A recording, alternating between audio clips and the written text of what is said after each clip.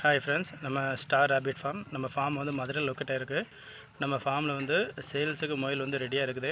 அதாவது ப்ரீடிங் பர்பஸுக்கு முறையாக தீவனம் போட்டு எல்லா விட்டமின்ஸ், மினரல்ஸ், தாதுப்புகள் எல்லாமே கொடுத்து முறையாக வளர்த்துற அழகான தாய் முயல் வந்து சேல்ஸுக்கு ரெடியாக இருக்குது. நம்மகிட்ட வந்து இனங்கள் வந்து நிறைய இனங்கள் இருக்குது. ஒயிட் ஜெயிண்ட்டு, நியூசந்த் ஒயிட்டு, சோவியட் சிஞ்சில்லா, இங்கிலீஷ் பாட்டு, கலிஃபோர்னியன்,